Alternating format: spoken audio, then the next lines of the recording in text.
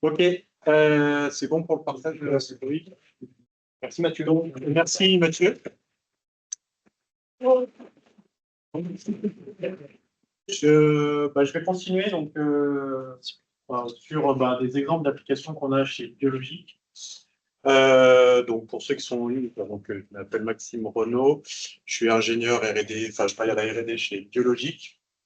Donc on accueille l'événement. Il y a François qui est là-bas, qui est le président de Biologique. Je vais faire vraiment un très rapide tour de ce qu'on propose. Ce n'est pas le sujet de la présentation, mais ça va donner un cadre pour vous expliquer pourquoi on utilise LabVIEW et TestStand chez Biologique. Si vous avez, pour ceux qui sont là aussi, on a Émeric au fond de la salle chez nous, si vous avez des questions du marketing. Si jamais vous avez des questions sur les produits, il pourra mieux répondre que moi. Rapidement, Biologique, on est présent sur différents marchés. On est leader sur l'électrochimie avec une gamme de Potentiosta, Galvanostat. On est connu pour ça depuis quelques années. Maintenant, plusieurs décennies même, sur le marché. On est présent également aussi dans le domaine de la batterie avec différents cycleurs de batterie pour différentes gammes de puissance. Et on élargit aujourd'hui cette offre de produits. On est parti de l'électrochimie, hein, puisqu'une batterie, c'est quand même un bel exemple d'application concrète d'électrochimie. Donc, on est parti de ça pour avoir des produits plus adaptés au marché et aux besoins spécifiques de ça, en particulier sur la puissance. Et des choses autour aussi des sciences de la vie avec de la spectroscopie et de la cinétique rapide. Donc, on a différents produits qu'on développe depuis 40 ans dans la région grenobloise. On est installé à Cessines et Parisé, pour les gens qui sont là.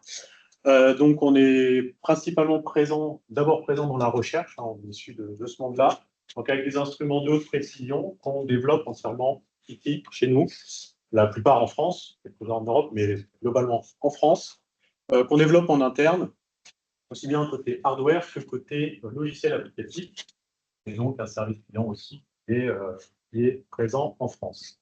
Et après, on a une distribution mondiale de nos produits. Donc ça vous donne un petit peu un contexte. Et donc, pour développer ces produits, on utilise plein d'outils. Et nous, on est une petite équipe au sein de la R&D. Alors, je vais parler principalement pour la R&D, mais pour aujourd'hui. Et l'idée, c'était de faire un petit tour d'horizon de nos usages de LabVIEW et TestStand. Donc, côté R&D, on est une équipe de 4 personnes sur la photo. Donc, moi, je suis en haut à gauche sur la photo. Il y a Céline, Loïc et Baptiste. On n'est pas les 4 seuls à faire du LabVIEW et du TestStand chez Biologique. On a aussi Yannick qui est dans la salle, qui en fait. On a d'autres personnes qui peuvent être côté industrialisation. Mais c'est vrai que bon, là, je vais me concentrer sur notre équipe au sein de la R&D.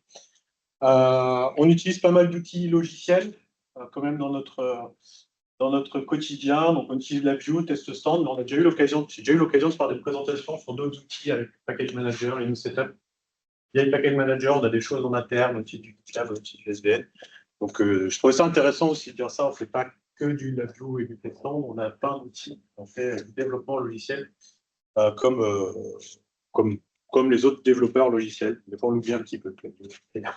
Dans le logiciel, au niveau des produits, je ne vais pas rentrer dans le détail de toute une gamme de produits, mais dans l'ensemble, ici, j'ai pris un cycleur de batterie pour les fortes puissances, mais c'est la même chose en électrochimie. On a globalement des systèmes, des boîtes, évidemment couleur bleue, caractéristique de notre marque, avec des entrées-sorties, dans lesquelles il y a du matériel qu'il va falloir tester, du firmware qu'il va falloir tester, valider, des systèmes d'interconnexion avec des châssis qui vont nous permettre de faire de l'interconnexion entre les entrées-sorties, auxquelles on va aussi avoir besoin de vérifier la partie intégration.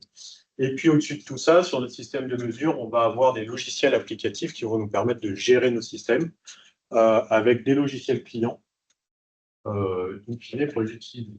Nous, on intervient un petit peu dans toutes ces phases-là, globalement, pour aider la mise au point des entrées-sorties, du matériel, faire la validation et l'intégration, tester les systèmes, avoir des logiciels clients, in fine, qui ont été développés en lab. Donc, on va revenir un petit peu là-dessus. Alors, ça va être un petit peu juste un éventail de tout ce qu'on fait, mais on ne va pas rentrer dans les détails, mais je trouvais que c'était quand même assez intéressant et ça peut donner des idées après de présentation derrière. Donc, on a 3 grands types d'applications, l'aide au développement R&D et validation fonctionnelle, les moyens de test et les logiciels. Donc, dans la catégorie de développement R&D et validation fonctionnelle, on a des outils que, alors celui-là, c'est moi qui l'ai développé, avec des choses assez, on va dire, assez sympas à chaque fois. Toutes les applications qu'on a faites, elles ont, en général, un petit truc sympa techniquement. Ici, on a une application qui nous permet de communiquer directement avec nos cartes électroniques, avec un protocole personnalisé qu'on a fait en interne. On communique juste en UART, mais l'avantage de cette appli, c'est que c'est une coquille dans laquelle on vient charger un synoptique, globalement, qui va s'adapter à la carte. Et le synoptique, en gros, il n'a quasiment pas de code. J'ai pas mis l'image du synoptique, mais on a juste les contrôles indicateurs qui sont référencés avec des variables. Et en fait, on va dynamiquement, suivant la carte, du coup, on va réutiliser la coquille à chaque fois, qui nous permet de visualiser les variables qu'on va avoir à disposition, envoyer des commandes, réceptionner des messages provenant du firmware. Et ce synoptique, on va adapter à fonction de chaque carte, chaque firmware qu'on développe. Du coup, on évite de réécrire à chaque fois toute la coquille. On se fait des plugins. En fait, donc on a un exe dans lequel on vient charger des packs librairies qui nous permettent de faire des plugins et de faire juste les mises à jour des différents synoptiques. Donc ça, on l'utilise pour quasiment toutes les nouvelles cartes qu'on développe. À chaque fois, on crée juste le synoptique, quoi. On a des logiciels de diagnostic plus haut niveau pour nos systèmes aussi, quand on fait la mise au point. Là, on a, dans cette application-là, ça nous permet, c'est entièrement développé en LabVIEW, de lire des registres de diagnostic de nos instruments pour comprendre quand on fait la mise au point, et puis avoir des choses qui se passent bien, des choses qui se passent pas bien, pouvoir piloter nos instruments. Là, ce qui est intéressant, c'est qu'on a pas mal travaillé avec les équipes de développement firmware, justement, quand ils font des nouvelles versions. Les diagnostics qu'ils vont avoir, ils ont peut-être envie de voir des choses un peu plus détaillées, et ils vont générer automatiquement des fichiers de configuration à partir de la documentation qu'ils ont. Et ça va, tu me dis Loïc si je me trompe, mais ça va générer automatiquement des packages pour les mettre à disposition dans l'application. Quand tu fais une nouvelle version firmware, en gros, avec notre système de distribution, de mise à jour en interne qu'on utilise avec les Package Manager, et automatiquement, on peut se mettre à jour dans l'appli et on a la bonne version des diagnostics pour éviter d'avoir le registre d'erreur ou le registre d'information qui ne correspond pas à la version firmware. Donc là aussi, l'idée, c'est de penser les outils les plus modulaires possibles et s'adapter aux différents besoins. On a une belle application qui a été développée par Céline qui vit depuis pas mal d'années maintenant, qui s'appelle BT-Labio, qu'on utilise en interne, qui nous permet de tester un système de filter, par exemple, qui nous permet d'exécuter des plans de test, sauvegarder nos données en TDMS. On a pas mal travaillé là-dessus pour stocker nos données. Toutes les applications qu'on fait, on passe par du TDMS. On a des fichiers de sanctions aussi qui nous permettent de tester les mesures qu'on fait. Cette application, pareil, elle est que en LabVIEW. On a relativement peu de matériel chez nous au final. Le matériel, c'est nos cartes. Et puis, on va dire dans pas mal d'applis côté R&D, on n'a pas forcément beaucoup de matériel qui est mis en jeu, plutôt dans la partie validation. Mais on essaye aussi de construire nos outils pour centraliser un maximum de choses. Donc le TDMS, ça, en fait, ça nous a vachement simplifié la vie dans le quotidien. Avant, on ne sauvegardait pas de fichiers, déjà, parce qu'en fait, cette application-là nous permet de contrôler, de tester nos systèmes de siffleurs de batterie. On avait les données en continu, en direct, mais on n'avait pas d'enregistrement en continu. Donc, il y a quelques années, on a rajouté le TDMS et puis on utilise le Scout, qui est disponible gratuitement, qui permet à chacun de visualiser les données, de pouvoir comparer des fichiers, etc. Et quand même, le TDMS, c'est un super format de fichier facile à mettre en œuvre en LabVIEW. Et on a fait des fichiers de 16 Go et ça marche encore dans l'appli. C'est quand même pas mal. Bon, après, pour les traiter, on utilise Diadem pour extraire les données parce que LabVIEW, Scout il pleure, assez efficace. Mais en fait, à partir de ce logiciel qu'on utilise quotidiennement par pas mal d'équipes, on a construit d'autres fichiers, ce qu'on appelle des test plans, des TDMS pour sauvegarder les données. Le test plan, c'est ce qu'on exécute. TDMS pour sauvegarder les données. Sanction, c'est pour valider. Et derrière, comme dit Mathieu, on n'a pas forcément le temps de tout faire, donc on essaie de simplifier la vie. Et on essaie d'automatiser tout ça. Donc on a des choses sur la validation firmware, par exemple, où on a fait un fork du GKE VI Tester. Je ne sais pas si c'est notre plus belle réussite, mais on l'a fait.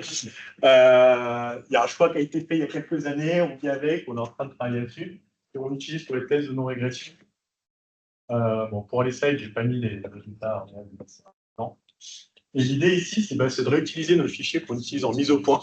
Et on les rejoue, nos plans de test, et puis les sanctions automatiquement pour dérouler un maximum de tests. En phase de développement, on a développé, nous, des outils qui aident les équipes à mettre au point les plans de test. Et en phase de validation, on réutilise les mêmes outils pour avoir cette continuité et s'assurer de la qualité de nos produits. Donc, on est présent effectivement très tôt, parce qu'ils ont besoin de nos outils mis à jour avant, par exemple, on développe de nouvelles techniques électrochimiques, des choses comme ça. L'applicatif client, il n'est pas fini à ce moment-là. Le firmware, il est en train d'être mis au point. Nous, on est là en support pour être très réactifs et leur proposer des moyens de pouvoir les tester, de les valider. Puis une fois que c'est validé, on peut le donner à l'applicatif client pour qu'il le développe sur un firmware qui est stable. On a tout un panel d'outils aussi qui sont utilisés dans différentes applis et qui nous permettent de faire un certain nombre de choses. Pas mal de choses en ligne de commande qui a été fait principalement par Loïc là-dessus, qui permettent d'avoir des outils qu'on peut facilement intégrer dans des outils d'intégration continue aussi, pour contrôler nos instruments, des choses comme ça. Donc on a retravaillé, pour ça aussi, ils en avaient discuté avec Mathieu, sur la partie sortie des lignes de commande, comment les exploiter, comment bien envoyer des données, comment bien les afficher, etc. Donc, on a un certain nombre d'applications qui utilisent tout ça, avec aussi l'intégration de DLL en LabVIEW dans un exe qui n'est pas forcément en LabVIEW, pour simplifier, pour mieux gérer la ligne de commande, parce que la ligne de commande n'est pas très bien gérée nativement par les exe LabVIEW. Je passe vite parce qu'on a un temps limité, on a pas mal de choses. On a toute une gamme aussi moyen de test qui est sous notre giron. On a développé des logiciels historiques que je passe rapidement, mais on a des logiciels en LabVIEW qui nous permettent de tester nos logiciels de différents produits de gamme électrochimie qu'on maintient, parce qu'on développe des produits depuis longtemps, et ça, voilà, on hérite aussi du code, il faut les maintenir. Et on a des bancs de production, où là, on a un peu plus de matériel qui est mis en œuvre. Donc ça, souvent, c'est des bancs qui sont aujourd'hui développés conjointement avec la partie industrialisation. Comme on fait notre production en interne, la plupart, où on externalise, on reste maître quand même de nos outils de production, aujourd'hui au sein de Biologique. Donc, on développe, nous, les outils. Donc, on a tout ce qui est test de fin de ligne, donc fin de montage des instruments, déterminage, calibration, qui reste chez nous. Et là, on a des bancs, là, on a un peu plus de matériel. Tout ce qui est calibration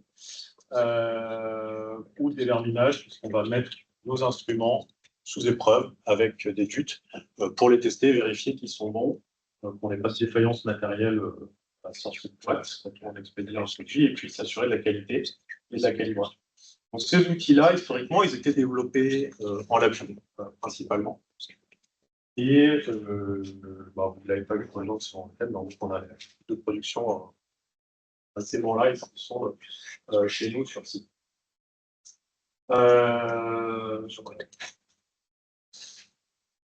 On a du coup, depuis quelques années, comme on a multiplié, on a les produits, dans plus de produits qu'on développe, et on avait besoin d'uniformiser aussi nos moyens de test.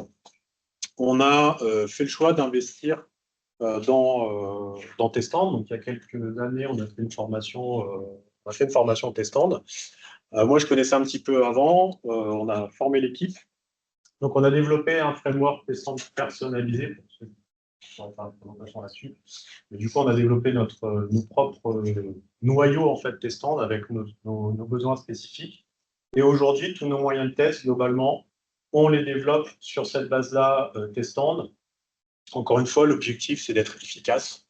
Donc, tout ce qui est propre au framework, la gestion des utilisateurs, la gestion de la HL, par exemple, est gérée dans le framework.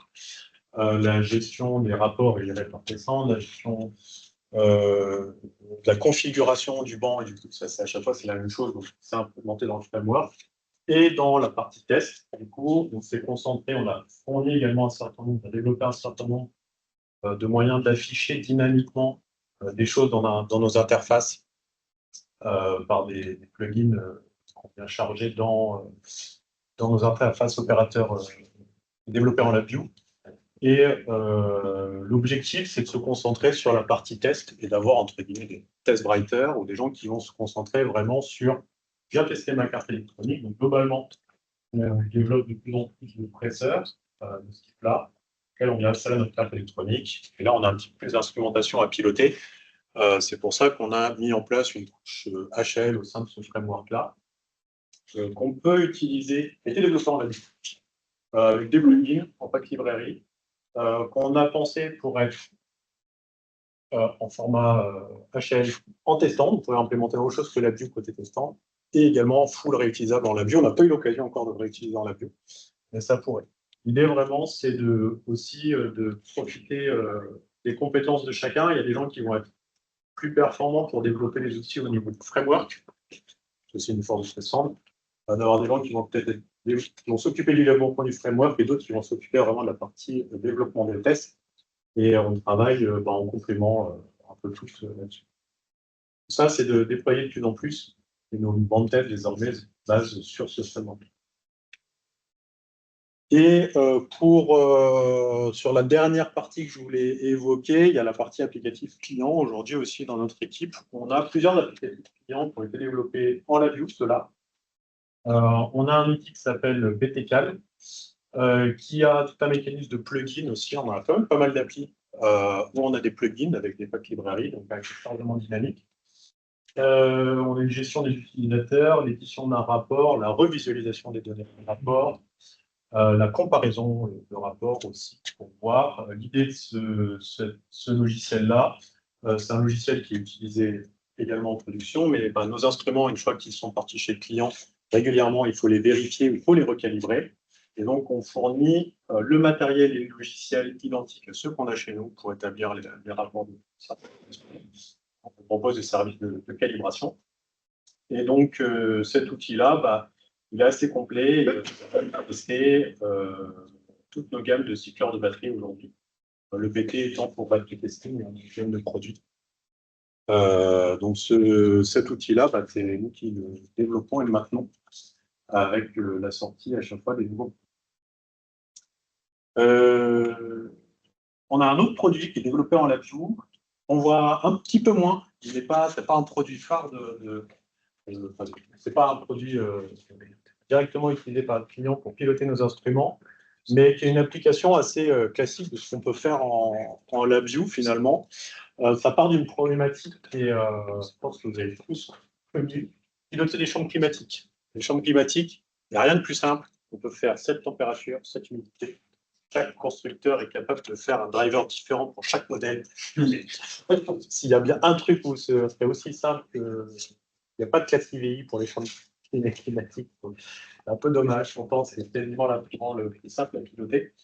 Et du coup, quand même, pour nos expériences en électrochimie et en batterie testing, le contrôle dans l'environnement, c'est à peu près. Il y a un élément à rajouter dans le battery testing, c'est généralement le contrôle dans l'environnement, la température et l'humidité. Enfin, tu me dis si je me trompe, mais c'est à peu près c'est 90% des applications où il y a rajouté l'instrumentation, ça va plutôt être ça.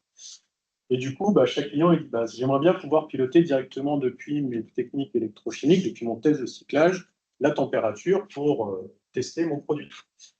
Vous ne pouvez pas l'intégrer. On dit ouais, vous êtes marrant, vous avez 10 modèles différents, etc. C'est pas évident. Donc en fait, ce qu'on a fait il y a quelques années, c'est qu'on a développé ce qu'on appelait le testing server, donc le Thermal Control Unit. Donc l'idée, c'est d'avoir un applicatif LabVIEW dans lequel on a différents plugins également, encore une fois, où chaque plugin, en fait, c'est un driver pour piloter une chambre climatique. Et ce qu'on expose au niveau du TCU serveur, c'est une appli unique qui permet de contrôler la chambre climatique, voir son état. Donc ça, on l'a développé en LabVIEW.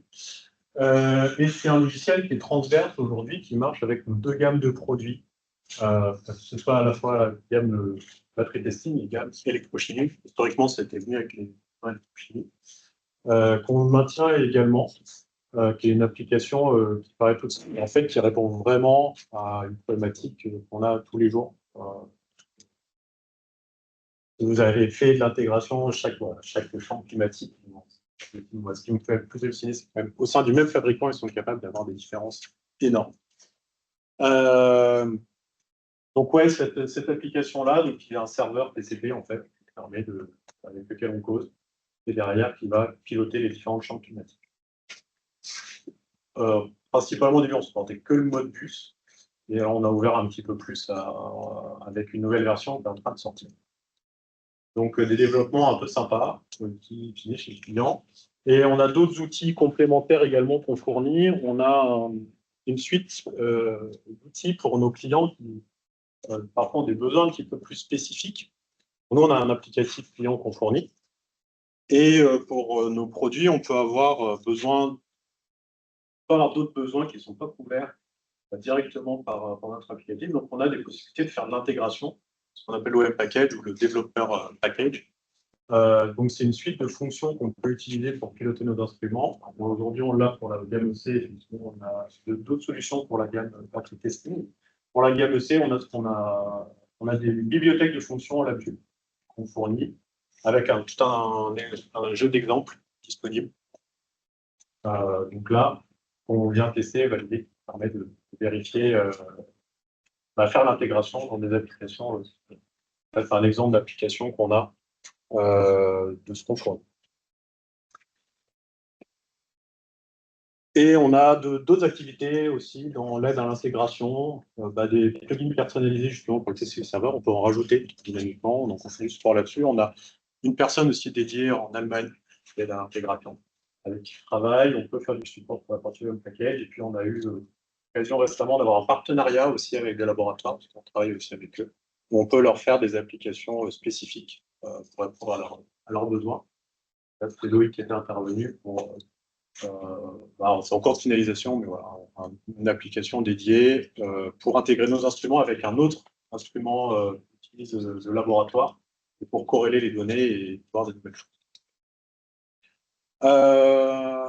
J'arrive au bout. Merci de votre attention. Je sais que c'était assez large, mais je trouve que c'était intéressant quand même de voir ça. On voit qu'il y a quand même... on a pas mal de choses. Quand même notre responsabilité. Pas forcément très nombreux, mais on a des belles applications et du coup, on a de quoi faire. Donc, c'est vrai que ça donne une idée du champ d'application possible avec LabVIEW et TestStore. Je ne sais pas s'il y a des questions concernant la présentation.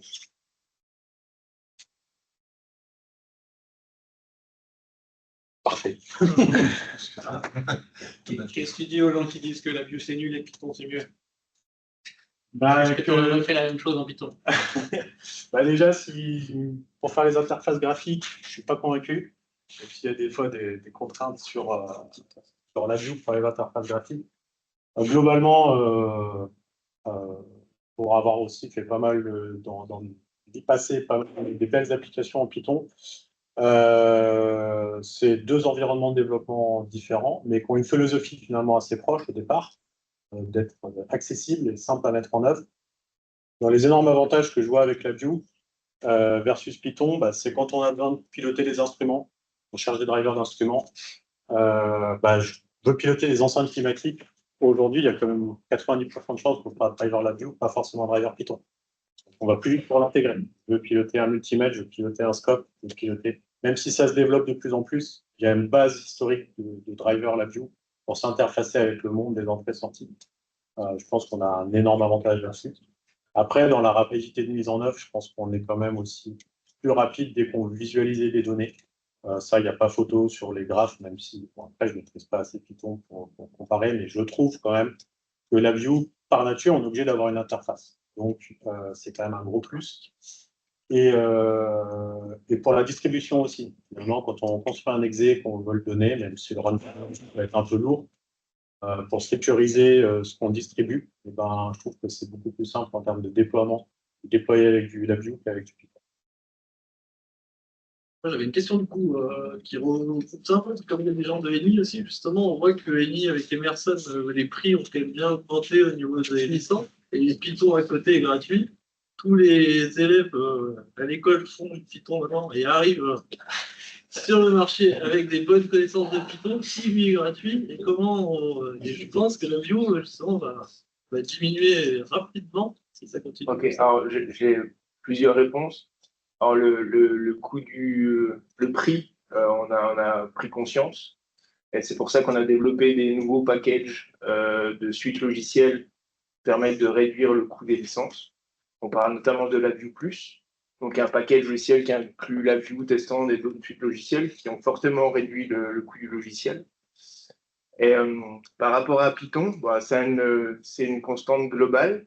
Donc, effectivement, il y a de plus en plus de personnes qui sont utilisatrices de Python. Après, je pense qu'on ne peut pas opposer LabVIEW à Python. En fait, c'est deux outils qui sont complémentaires. Et par rapport à l'académique, du coup, Amy a décidé de réinvestir pas mal en académique, justement, pour renforcer la présence de Amy au sens large du terme, matériel logiciel au niveau de l'académie. Et c'est moi qui vais m'en occuper, du coup, au niveau de l'Europe. Voilà, donc c'est quelque chose de nouveau. On a vraiment pris conscience sur ces dernières années qu'on avait fait une erreur de désinvestir de l'académie. Donc c'est une erreur qu'Amy a fait. On en a pris conscience et on commence à réinvestir dans l'académie. Donc ça va prendre du temps, effectivement, à reformer les étudiants, les professeurs, etc. Et c'est vraiment une volonté de Amy de recalibrer avec le monde de l'enseignement et de la recherche, justement pour pouvoir former les étudiants sur nos plateformes et que lorsque des industriels chercheront des développeurs sur nos technologies, ils puissent trouver sur le marché. Mais pour compléter aussi, effectivement, cette question des langages, c'est aussi le choix qui a été fait de partir sur un framework testant, par exemple pour nos bandes tests, parce que du coup, pour l'intégration de code, on pourrait avoir aujourd'hui, quand on a besoin de faire des modules de code pour communiquer avec Testant, nous on les fait en LabVIEW parce que c'est notre outil au quotidien. Par contre, effectivement, Testant est capable d'appeler du code dans différents langages. Maintenant, si on avait un manque de bande passante, on a quand même pas mal de choses à faire, on pourrait avoir un problème de bande passante côté développement LabVIEW pour intégrer dans les bandes tests. Le fait d'avoir Testant qui nous permet de faire d'appeler dans d'autres langages nous ouvre cette porte-là aussi. Je suis plutôt convaincu de la cohabitation et du bon outil pour le bon usage. Effectivement, aujourd'hui, Python, si on veut faire de l'intelligence artificielle, il est bien positionné pour ça par rapport à d'autres langages. Mais si on veut faire de la mesure sur table, aujourd'hui, on est plus efficace en LabVIEW. Et en complément de ce que dit Maxime, alors je vois au niveau du marché français, de manière plus élargie au niveau du marché européen, effectivement, on voit souvent les gens hésiter entre, effectivement, je vais utiliser plus Python, je vais utiliser plus LabVIEW. Donc après, effectivement, des gens qui sont plus pro Python pour LabVIEW, bien qu'encore une fois, je pense que les deux outils sont complémentaires. Par contre, là où tout le monde se met d'accord, c'est sur l'utilisation de Testant. Parce que sur le marché, il n'y a pas 36 millions de séquenceurs de tests. Et un des avantages de Testant, ça permet aussi de réunifier les deux mondes. Comme le disait Maxime, en fait, Testant, c'est un séquenceur de tests, mais qui peut prendre des modules de tests développés en LabVIEW, en Python, en C#, dans d'autres langages. Et ça permet justement, si vous avez plusieurs équipes qui travaillent sur différents langages, de pouvoir unifier les développements dans un même framework de test. En complément, c'est Emmanuel qui te demande si au niveau des licences académiques, il va se passer quelque chose. Du coup, je vais travailler dessus. Pour l'instant, j'ai pas forcément. Alors, c'est tout neuf. Donc là, il y a un programme académique qui se remet en place. Donc là, mon objectif dans un premier temps, c'est d'aller rediscuter avec les enseignants et les chercheurs pour essayer de comprendre leurs problématiques et leurs besoins. Essayer de construire un programme académique qui correspond aux besoins court terme, mais également qui soit scalable long terme. On voit l'arrivée de l'intelligence artificielle. Est-ce qu'il y en a dans 5 ans, les gens vont continuer à développer, programmer, on sait pas. Donc, essayer de vraiment mettre en place un programme académique qui a amené à vivre à long terme. Si je peux le rajouter. Il y a une présentation sur les passerelles entre LabVIEW et Python qui a été faite au NA Days l'année dernière, si je me souviens bien. Et comme a dit Maxime, il y a pour acquérir des données, piloter des instruments, avec LabVIEW, ça marche bien.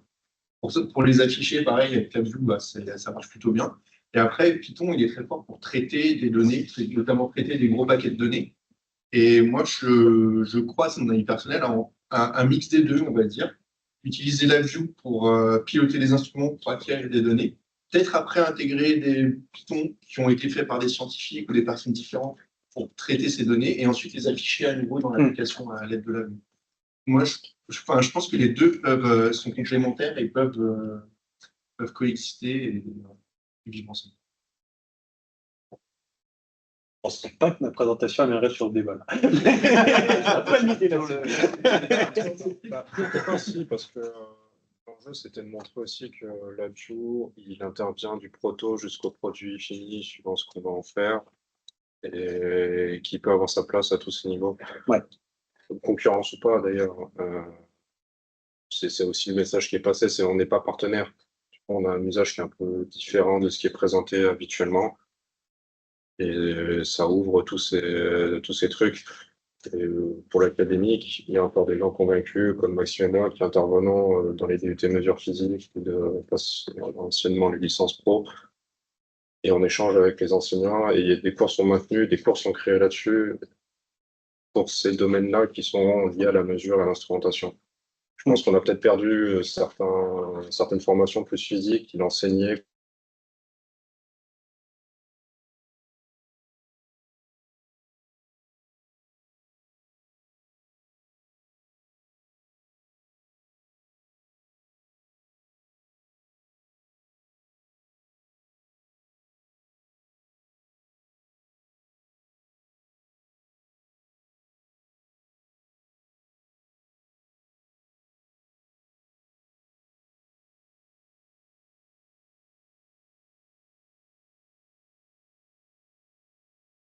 Depuis un an, on a quand même fortement réduit le prix des licences académiques, donc acheté par les écoles et les universités. Mais malgré ça, ça ne suffit pas et on va continuer à travailler dessus.